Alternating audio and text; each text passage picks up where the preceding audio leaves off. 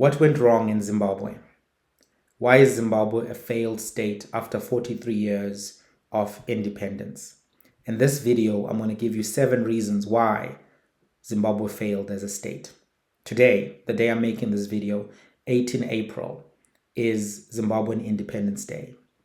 But many would argue that Zimbabwe has never really been independent because it has been under an autocratic, authoritarian, violent, corrupt regime for 43 years. What are the 7 things that went wrong?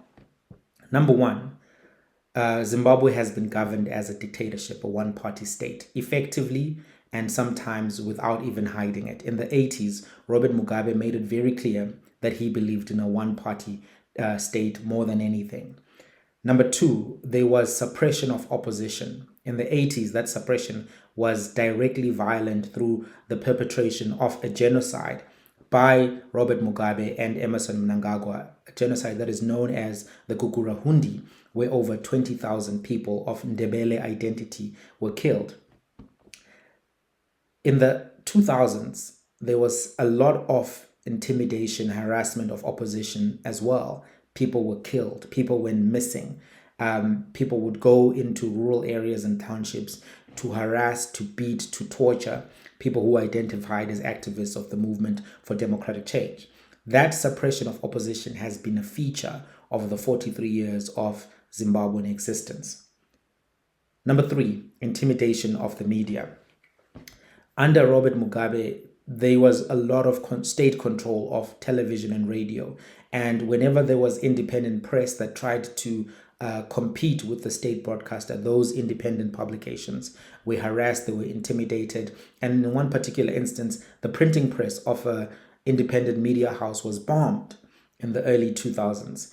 Taken together, this one-party state ideology, the suppression of opposition through violence, the intimidation of media, effectively meant that there's never been political competition, real political competition in Zimbabwe, showing that it is what is known as an extractive political system, a system that has been designed exclusively for a group of elites to maintain power and extract the benefits of that power for their own interests. Whenever you have an extractive political system, that particular country is going to fail. If you want to read more on that, I always recommend Why Nations Fail by Darren Asimoglu and James Robinson.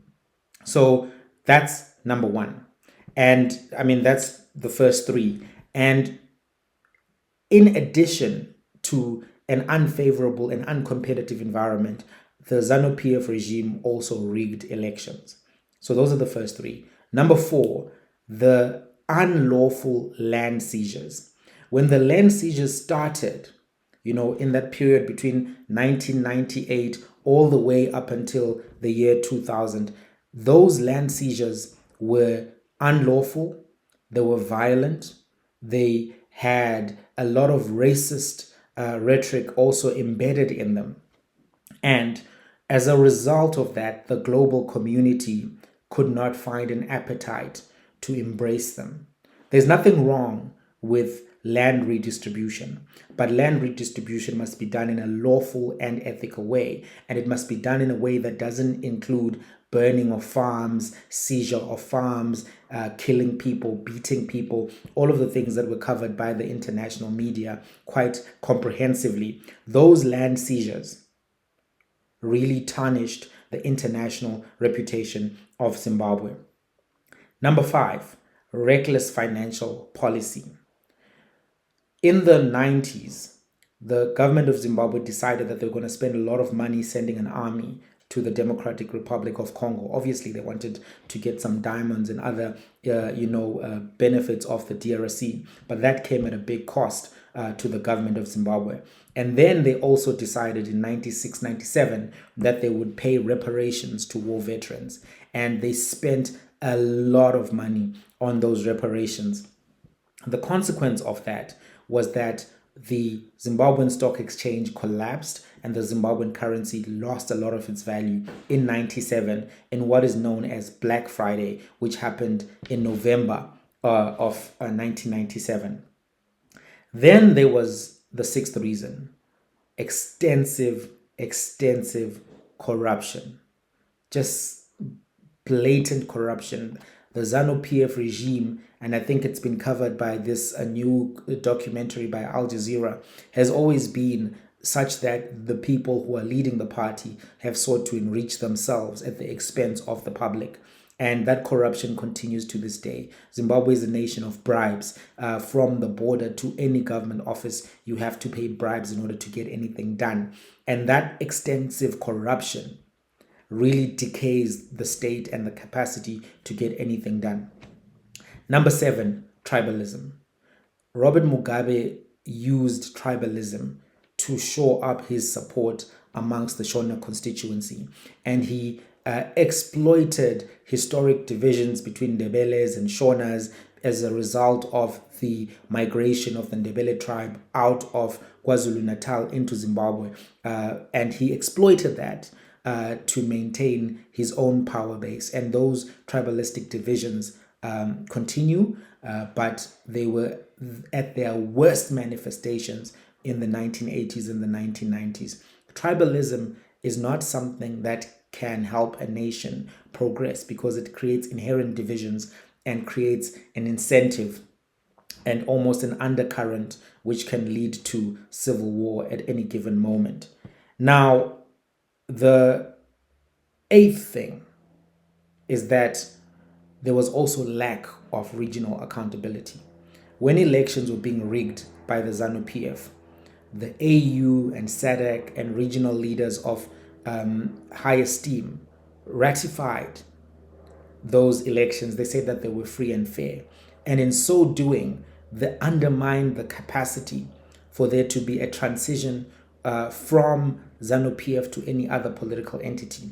And if you rubber stamp several elections, that emboldens the people who are rigging the elections to continue to do so. So that lack of regional accountability for the ZANU-PF regime emboldened them and actually exacerbated their worst elements. What are the consequences of all of this? The consequences were fivefold actually. Number 1, there was a mass exodus of skilled and unskilled Zimbabwean labor, basically incapacitating the state. There was hyperinflation, and that basically meant that the value of the currency was worthless. The reputation of Zimbabwe went down. That's number 3. Number 4, the currency in and of itself collapsed and became worthless. There's still not an internationally tradable Zimbabwean currency. Number 5 was that there was a lack of international investment, significant international investment. All of these things created a failed state. Now, if you've watched this long, you may be thinking, hey, this guy hasn't spoken about sanctions. What about sanctions? Well, number 1, sanctions are not the reason why Zimbabwe failed. The decisions that were made by the ZANU-PF government are the reason why Zimbabwe failed. Number 2, there is still trade and aid which comes from the UK, the European Union, and the United States of America to Zimbabwe. So the narrative about sanctions is misleading and inaccurate. And finally, most of the sanctions are on high-profile individuals in Zimbabwe from the ZANU-PF who committed and participated in atrocities, financial irregularities, and who have been identified as such. Sanctions are not the problem. They're a side effect of the problem.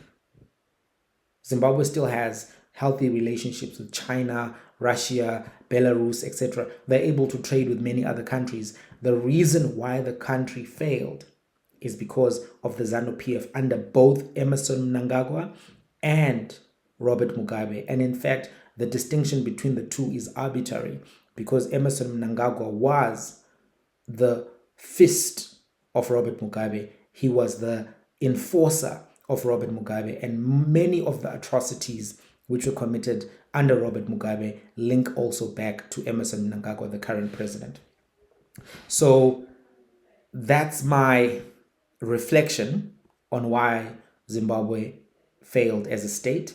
And obviously, if a state is to survive and thrive, it needs to maintain the principles of democracy. It needs to allow opposition to operate. It needs to allow the media to operate. It needs to operate with financial prudence. It needs to eliminate corruption and tribalism. But also, the global community has to hold anybody who violates those principles to account. It can't just be Russia that is challenged when it invades a country, or it can't just be the countries which are in Europe which are challenged when they violate rights. We need to challenge the government of Cameroon. We need to challenge the government of Zimbabwe. We need to challenge the government of Uganda. All of these are oppressive regimes. If the global community cares about democracy, that care cannot just end when you get into Africa. It has to extend into Africa as well. Those are my thoughts on why Zimbabwe failed on this Independence Day. What do you think? Do you think I was fair? Do you think I was harsh? Let's have a conversation.